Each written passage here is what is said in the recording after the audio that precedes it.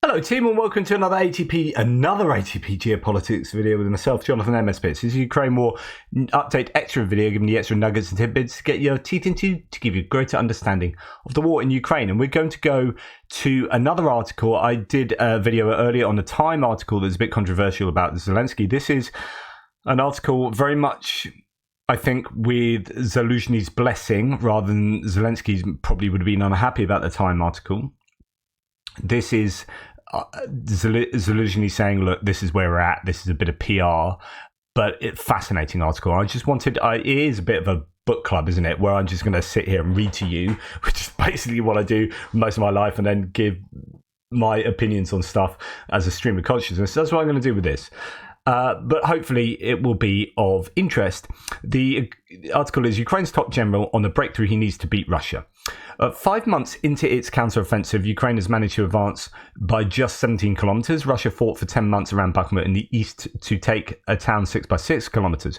Sharing his first comprehensive assessment of the campaign with The Economist in an interview this week, Ukraine's Commander-in-Chief General Zaluzhny says the battlefield reminds him of the great conflict of a century ago. Quote, just like in the First World War, we have reached a level of technology that puts us into a stalemate, he says. The general concludes that it would take a massive technological leap to break the deadlock. There will most likely be no deep and beautiful breakthrough. So the idea that the Russians were going to come along, Ukrainians were going to come along and have this big breakthrough in a number of places, whether it be, I don't know, Velika Novosilka or around Robotyne, and they break through at, say, Verbove and do some dashing run for Tokmak is highly unlikely. There are just too many mines, too many fortifications, too many tree lines and dugouts, too many ATGMs, helicopters with ATGMs on board as well,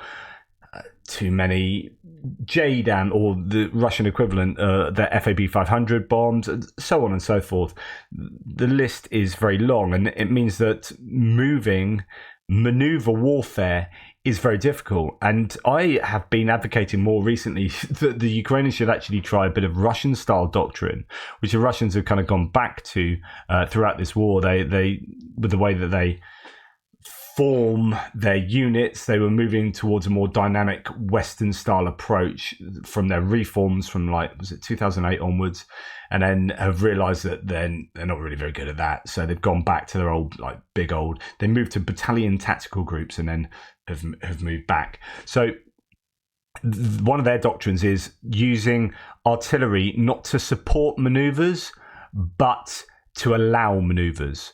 So, and that's a really big difference. What the Russians do, as we've seen in many places, is they would flatten somewhere, and once it's completely flattened with artillery, then you maneuver, then you move in and go, well, that was easy, and stick a flag down and go, well, we own this now, this rubble. Think Bakhmut, think, any number of places before they got to Bakhmut in their advance prior to that, where you had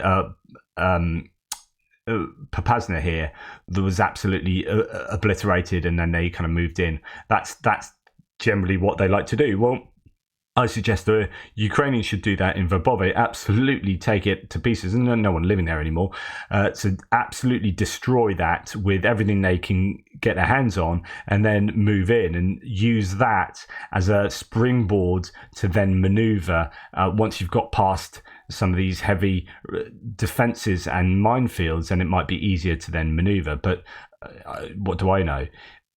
Because something needs to be done that's a little bit different for the Ukrainians, because as he says here, there's a deadlock. The course of the counteroffensive has undermined Western hopes that Ukraine could use it to demonstrate that the war is unwinnable, and thus change Vladimir Putin's calculations, forcing the Russian president to negotiate. But it has also undercut Zaluzhny's assumption that he could stop Russia by bleeding its troops. Quote, that was my mistake. Russia has at least 150,000 dead. This is a huge claim, by the way. So we see that the Ukrainian General Staff figures are 300,000. And there's been the long-running debate as to what that 300,000 means. I was listening to Ukraine the latest, and they seem to go along the lines of what the BBC say, which is that includes dead and wounded that can no longer take part in the war. So it's like a seriously wounded. That 300,000. Lots of people, including many of you on my threads, we've been arguing this for a long time now, a year now, as to what that means. And many people say, no, it definitely means dead. Well, now you've got Zaluzhny, the number one military man, saying Russia has lost at least 150,000. He's not said Russia has lost at least 300,000, which would be the personnel figures that used to be called liquidated and now aren't. And I think that is a move towards accepting that that isn't total of dead. Now, does it really matter? Well, it kind of, I suppose that's half the amount of dead that some people might be thinking. I think that's a significant little claim thrown in there that I haven't heard anyone else talk about, actually, and undoubtedly there has been, but I think that's really significant. Let me know what you think. In any other country, such casualties would have stopped the war, and that's true, but not in Russia, where life is cheap and where Putin's reference points are in the First and Second World Wars, in which Russia lost tens of millions. An army of Ukraine's standard ought to have been able to move at a speed of 30 kilometers a day as it breached Russian defensive lines. 30 kilometers a day. So imagine they would. I mean, as he goes on to say, if you look at NATO's textbooks and at the maths which we did in planning the counteroffensive, 4 months should have been enough time for us to have reached Crimea, to have fought in Crimea, to return from Crimea, and to have gone back in and out again, Zaluzhny says sardonically. In other words, like, their expectations of movement based on NATO textbooks were 30 kilometers a day. Let's have a look at that. Well, from the start line, that would have been, so that's 11 kilometers from the original 30th of May Russian defensive lines to where they are now. So Robotina is 11 kilometers after, 5 months? And they were expecting that amount in a day. So you can see there is a massive difference between the plans and reality. Just a phenomenal difference. Anyway, as he goes on, instead he watches troops and equipment get stuck in minefields and he approaches to Bakhmut in the east, his Western supplied equipment getting pummeled by Russian artillery and drones. The same story unfolded on the offensive's main thrust in the south, where newly formed and inexperienced brigades, despite being equipped with modern Western kit, immediately ran into trouble. And we go back to also saying, isn't it damn frustrating that A, they didn't have ATACMS by then, or Storm Shadows earlier, and Scalp and Taurus would be nice to have shaped the battlefield much better. ATACMS would have hit Berdyansk, Luhansk air bases, sent Russian helicopters back. If they're having to fly from here and not there, then by the time they can't be as reactive. So we need helicopters now. Come on, get over. So what's the difference in time between getting to the front line, and also what's their flight time once they get there? Given that they can fly directly from Berdyansk, do they have to refuel if they're flying from, say, Taganrog area to the front line at Robotina, and then all the way back to how much time does that give them in the air? Can they do what they're supposed to do, etc., etc.? And those ATACMS, just 5 missiles that were sent, the change of behaviour of the Russian air forces significantly. Imagine if they'd had that before they moved in their counteroffensive, because the Russian helicopters were an absolute bloody nuisance, particularly in the outset of the counteroffensive, and caused the demise of a large number of Ukrainian pieces of equipment. Quote, first I thought there was something wrong with our commanders, so I changed some of them. Then I thought maybe our soldiers are not fit for purpose, so I moved some soldiers in some brigades, says Zaluzhny. When those changes failed to make a difference, the commander told his staff to dig out a book he once saw as a student in a military academy in Ukraine. Its title was, quote, Breaching Fortified Defense Lines. It was published in 1941 by Soviet Major General P.S. Smirnov, who analyzed the battles of the First World War. Quote, and before I got even halfway through it, I realized that is exactly where we are, because just like then, the level of our technological development today has put both us and our enemies in a stupor. That thesis, he says, was borne out as he went to the front line in Avdiivka, also in the east, where Russia has recently advanced by a few hundred meters over several weeks by throwing in 2 of its armies. Quote, on our monitor screens, the day I was there, we saw 140 Russian machines ablaze, destroyed within 4 hours of coming within firing range of our artillery. Those fleeing were chased by first-person view drones, remote-controlled, and carrying explosive charges that their operators simply crashed into their enemy. The same picture unfolds when Ukrainian armed troops try to advance. Zaluzhny describes a battlefield in which modern sensors can identify any concentration of forces and modern precision weapons can destroy it. Quote, the simple fact is that we see everything the enemy is doing and they see everything we are doing. In order for us to break this deadlock, we need something new like the gunpowder which the Chinese invented and which we are still using to kill each other, he says. This is exactly what I said yesterday, and this is what I talked about earlier, said I want to go through this article because, yes, it is a sense of validation of what I've been saying, so it feels like I'm not just some imposter, but it's so damned important. Right, drones are the big game changer as far as this conflict compared to any other conflict. Yes, they have existed in other conflicts previously, but they have really found their mark here in this war, particularly as it's gone on. And now we're at a point where every single, and I did say this morning, sorry to repeat myself, but every single movement on the battlefield or on the front lines, or not even on the battlefield, like on the river delta down here, like supposedly clandestine movements can be spotted. And sometimes you're being viewed by 3 separate drones at the same time from 3 different angles with 3 different capabilities. You've got thermal drones, you've got drones that can spot you and drop a bomb on your head. You've got drones that can fire a rocket from a distance. You've got drones that can view you from as a crow can see you, as a bird can see you, or bird's eye view, that's what it's called, or first person view drones that you can fly like a computer game into bunkers. We're at a point where no one can move without fear of being hit, and that means that there is no such thing as a surprise anymore. When you might be able to maybe stock up some equipment in some places and break them out, but it's not going to be a total surprise. In driving like the 20 kilometers to the front line from where you've stored those vehicles secretly, you're going to be spotted, and that gives artillery a chance to aim at you. You know, you look at what happened in Avdiivka with those columns of vehicles flying in down this road here, coming down, where is it? Down here around this corner, and then they were all caught on drone footage, and then this was hammered by artillery, and they lost an absolute bucket load. They lost, as I've shown you ample times, hundreds of pieces of equipment. 140, he says, he saw on fire in 4 hours. Why? Because they're spotted. If you're that is intelligence. If you're spotted, then you're a target. If you can be seen, you can be acquired as a target. And and in a day where you've got precision guided artillery ammunition, yes, the Ukrainians might not have enough of it, but they've got precision guided artillery ammunition. You've got mortars, you've got artillery that can be fired up to 50 kilometers. You've got HIMARS, and you've got JDAMs, and the Russians have all their equivalents as well. Maybe not as much precision in terms of artillery shells, but you get the point, or range, but you get the point.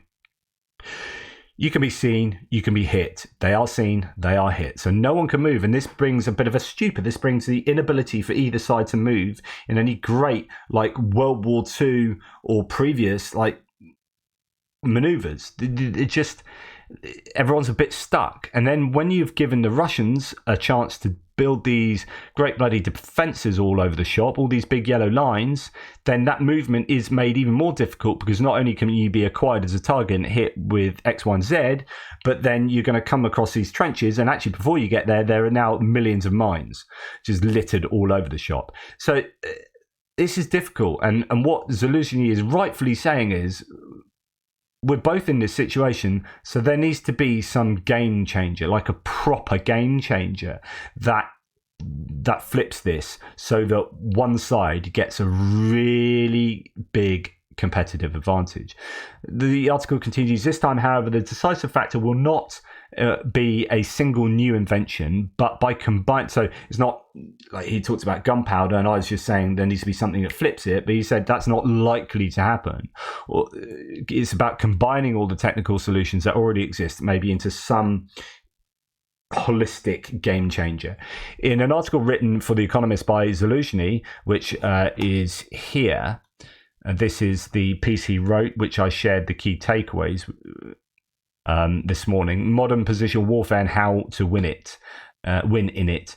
as well as in a full-length essay shared with the newspaper, he urges innovation in drones, electronic warfare, anti-artillery capabilities, and demining equipment, including new robotic solutions. So put all of these together. We need to ride the power embedded in new technologies, says the general. For me, I've said this a number of times now, they need to absolutely take out air defense systems, and they need to destroy them in a way that allows them to claw back or to claw some kind of air advantage so that they can use their F-16s and other planes. But potentially the threat is that the Russians are improving their air defense systems at the moment to the point where actually the F-16s might be nullified by the Russians. And he goes on to mention this, but we'll continue a little while. So the Western allies have been overly cautious in supplying Ukraine with their latest technology and more powerful weapons. True. Joe Biden, America's president, set objectives at the start of Russia's invasion to assure that Ukraine was not defeated and that America was not dragged into the confrontation with Russia. This means that arms supplied by the West have been sufficient in sustaining Ukraine in the war, but not enough to allow it to win. General Zaluzhny is not complaining, quote, "They are not obliged to give us anything and we are grateful for what we've got, but I'm simply stating the facts." But by holding back the supply of long-range missile systems and tanks, the West allowed Russia to regroup and build up its defences in the aftermath of a sudden breakthrough in Kharkiv region in the north and in Kherson in the south late in 2022. These systems were most relevant to us last year, but they only arrived this year. In other words, what he's saying is if we had all of those tanks and if we had all of those missiles and cruise missiles and ATACMS and whatnot, that advance in Kharkiv, given that they didn't have these defences at the time, would truly have meant we could have done these big maneuvers that succeeded. But because we didn't have that equipment, we were only given just enough to do certain things, but not enough to win. Not enough to say, look, we've given you everything. Go out and win this thing, guys. Just go and do it. Take all your land back. We're like, oh, we give you this. We're worried about escalation. Whatever the reasons are, we didn't give them enough. And so they had that breakthrough, but they culminated at, past the Oskil River. And I was hoping that they would get to Starobilsk. Goodness me, I haven't mentioned Starobilsk for a long time now, but Starobilsk back here, I was thinking it would be great if they could get there because that's a logistical hub and that will cut off railway down to the south to Luhansk, and they'd have to come all the way around here, blah blah blah. But they didn't get that far. They did really well in that Kharkiv lightning counteroffensive, but they culminated because they just didn't have the kit and the trained troops and so on and so forth. Had they had those tanks at that point, had they had those missiles and F-16s, then that could have been hugely different. But now, a year later, all of these defenses are built, and it's tough. I don't know what you do. Well, I do, but it's all of these things that's just easier said than done. These systems were most relevant to us last year, but they only arrived this year, he said. Similarly, F-16 jets due next year are now less helpful, suggested General, in part because Russia has improved its air defences. An experimental version of the S-400 missile system can reach beyond the city of Dnipro, he warns. So you've got these S-300 missile systems, which are the older air defense systems, and there are lots of different variants of these. 1975 to 2011 they've been produced. Now you've got the S-400, all these different variants of the S-300 with varying radar capabilities and varying ranges of missile. And then the S-400, which has its own page here, is the updated version. What does it say? So operational range, 380 kilometers for one type of missile, 150 kilometers for another, 200 kilometers, 240, 40 kilometers, 120, so on and so forth. And then you have the radar range as well, which will be different from the missile range, so et cetera, et cetera. The idea is that you have the ability to hit beyond Dnipro. Dnipro's here. Well, if you can hit beyond Dnipro, and I don't know, let's say that you've got a 400 kilometer range, well, you can fire that from Taganrog now. So you can have an S-400 system, possibly, I don't know. I don't know if it really does have this range, but if you've got an S-400 system with a range of 350 kilometers, you can put that in Russia, and you can't hit that with any of the Western supplied weapons because all the restrictions we've applied. And that means that you've now got Ukrainian planes that can't even fly in Dnipro. How far behind your own front lines is that? Well, that is 140 kilometers. That means you can't release JDAMs. They don't have the range. So why aren't we seeing JDAMs? It's possibly because the planes can't fly. Literally, Ukrainian planes can't fly. So, okay, they're going to get F-16s. Well, whoop-de-doo, those F-16s, if these S-400s are that truly that effective, then the F-16s can't deal with that. They'll still have exactly the same problem. So this is a huge challenge. So air defense systems are a massive objective, I think, for the Ukrainians to take out. But they need to be able to fire into Russian territories in order to do that. It continues, yet the delay in arms deliveries, though frustrating, is not the main cause of Ukraine's predicament, according to the Zaluzhny. It is important to understand that this war cannot be won with the weapons of the past generation and outdated methods, he insists. Quote, they will inevitably lead to delay and as a consequence, defeat. It is instead technology that will be decisive, he argues. The general is enthused by recent conversations with Eric Schmidt, the former chief executive of Google, and stressed the decisive role of drones and of electronic warfare, which can prevent them from flying. And this is where Ukraine hopefully could get a competitive advantage if they can muster lots of tech wizardry and knowledge to put to use in that arms race where they are producing countermeasures that invalidate Russian first-person view drones or so on and so forth. So that's where the tech could be an area that Ukraine could eke out a meaningful advantage. Zaluzhny's assessment is sobering. There is no sign that a revolutionary technological breakthrough, whether in drones or in electronic warfare, is around a corner. And technology has its limits. Even in the First World War, the arrival of tanks in 1917 was not sufficient to break the deadlock on a battlefield. It took a suite of technologies and more than a decade of tactical innovation to produce the German Blitzkrieg in May 1940. The implication is that Ukraine is stuck in a long war, one in which he acknowledges Russia has an advantage. Nevertheless, he insists that Ukraine has no choice but to keep the initiative by remaining on the offensive, even if only it moves by a few meters a day. This goes back to my point that I think one of the best things they can do is just use as much distance munitions, as many as they can get. HIMARS, GLSDB by the bucket load, these ground-launched small diameter bombs that have been adapted to fire 150 kilometers from HIMARS and multiple launch rocket systems. They've got plenty of multiple launch rocket systems and they're not hard to get more of. So I think the West can easily provide them, easily provide GLSDBs, easily provide cruise missiles. We can just build them. Stop thinking in terms of big tanks at the moment and this and that. Like ATACMS, HIMARS, GLSDB, JDAMs, I'd say things like Gripens, but in order to get Gripens and stuff, you need to take out air defense, but you take out air defense with all these things. And you allow them to be fired into Russia. If you really, really are serious on Ukraine winning the war, that's what you do. You say you can fire into Russia and here are all the best missiles we can get our hands on. That's what they're designed for. That's what, Russia was traditionally been, the Soviet Union has traditionally been the enemy here. For many of these people designing these weapons, those are the weapons they need. It's not going to lose them any Ukrainian troops. Troops just go and sit back and have a smoke in the trenches while Ukraine goes on a 2-month missile bender. Just absolutely raining all hell down on Crimea, on the occupied territories, and into Russia. Any S-400 system spotted on any satellite, you just get your best. People need to be poring over satellite data, as I'm sure they are, morning and night, finding every single S-400 and S-300 air defense system and nailing it. For me, that's good use of a cruise missile.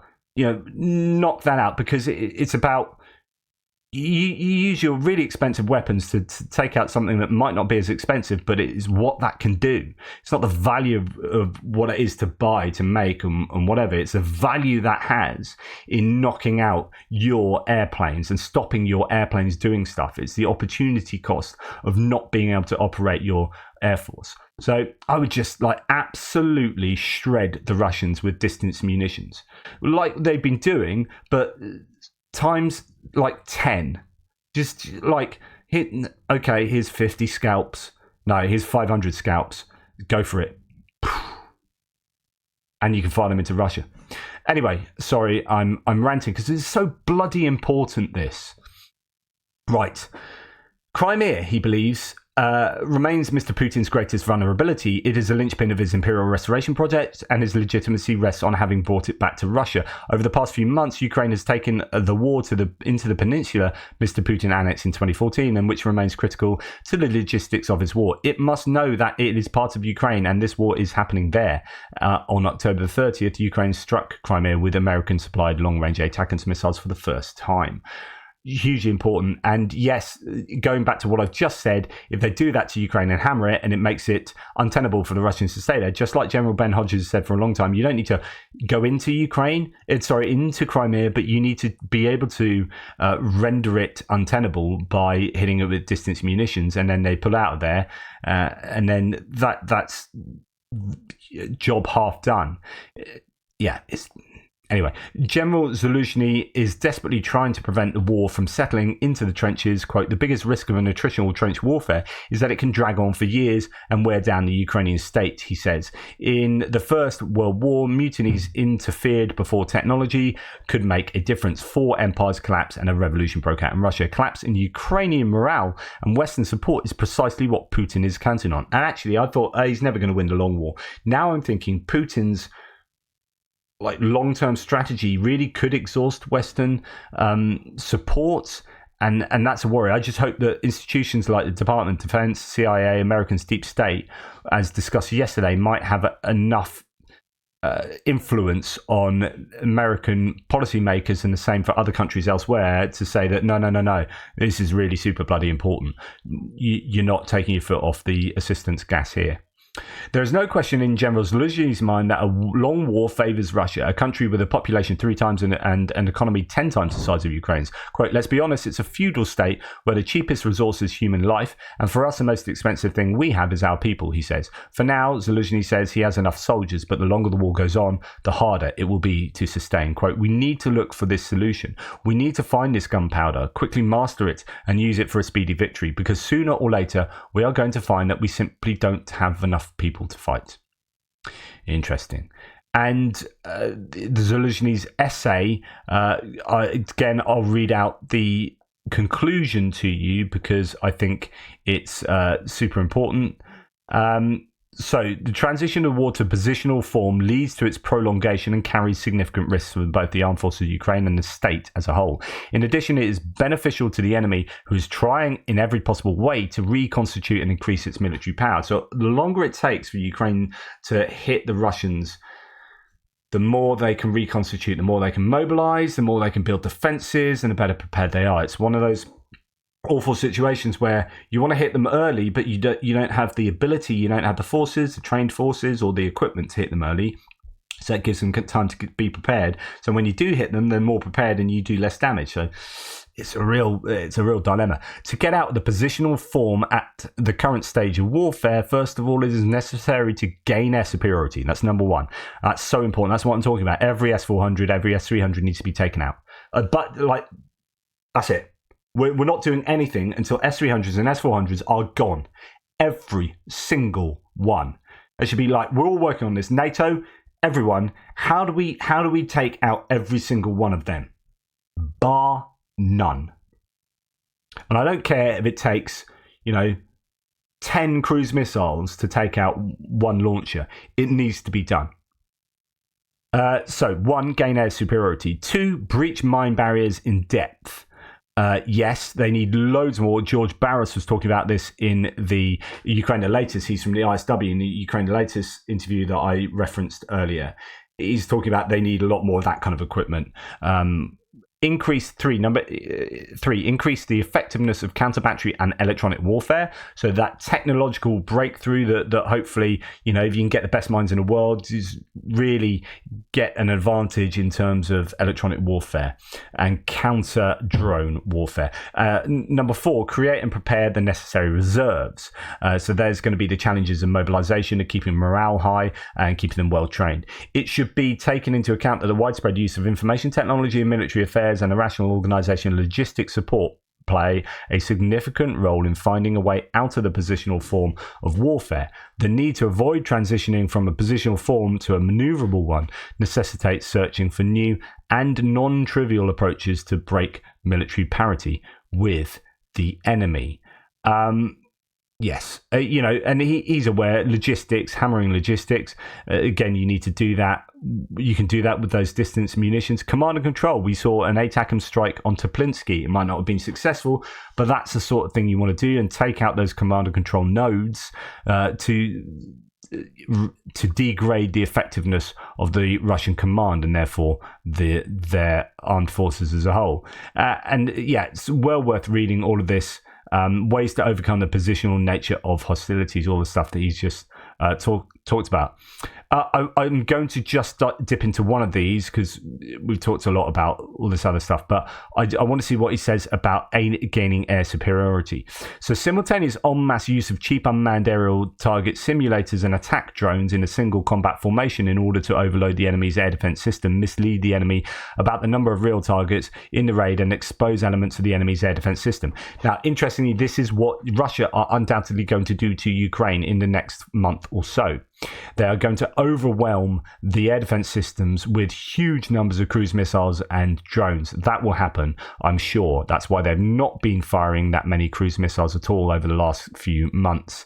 It's a real hiatus there, and it's coming. Well, this is what the Ukrainians are advocating to do to Russia. Of course, it's a pretty sensible way of overcoming those air defense systems.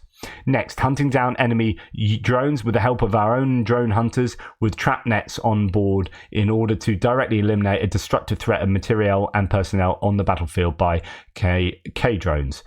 Yes, this should have been done ages ago in terms of, hunting down those drones, but also protecting. You should also be protecting their vehicles much better. Use of radiation simulators of the medium-range anti-aircraft missile system to target illumination stations in close proximity to the contact line in order to reduce the effectiveness of the use of glide guide bombs against our troops when assuming offensive, due to the fact that the carrier aircraft will launch guided bombs from the maximum possible ranges, and reduce the manned aviation intensity due to the pilot's refusal to conduct sorties.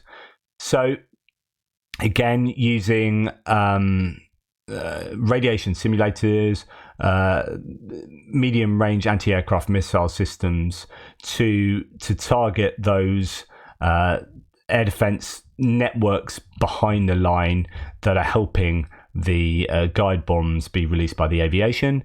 And then finally says blinding of thermal imaging reconnaissance equipment and UAVs targeting with stroboscopes at night in order to complicate or prevent strikes on the position of troops, pieces of weapons and equipment at night using drones equipped with thermal imaging equipment. This is something I've been talking about recently, about the Ukrainians starting to use low value nighttime imagery on their cheaper sort of first person view drones, while actually getting just the general skills of their the capability of their drones improved so they can operate at night much more widely across all the types of drones would be absolutely critical. And finally, en masse use of electronic warfare assets, small and portable jamming transmitters, anti-drone guns, etc., along the contact line of the parties to counter enemy drones in order to increase the ground forces protection from enemy drones. Now, the challenge with that is that in order to use those jamming mechanisms or machines, they'll often be having to jam their own drones. So that means that it's difficult to operate. What's happening is both sides are operating loads of drones. And if you're going to drone jam, then you'll be affecting your own usage as much as you will the enemy's, perhaps. So that's a bit of a caveat applied to that. Anyway, that's where I'm going to leave it in terms of going through his writing here and the interview. There's obviously lots more, as you can see from this piece that he's written. Go and check it out. You can find it variously online. In the meantime, thanks for listening, for watching. I'd really appreciate your views on what you think the state of play is for the Ukrainians and whether you think Zaluzhny is on point, where he might be wrong, too pessimistic or too optimistic. Let me know. Anyway, take care. Speak soon. Toodle pips.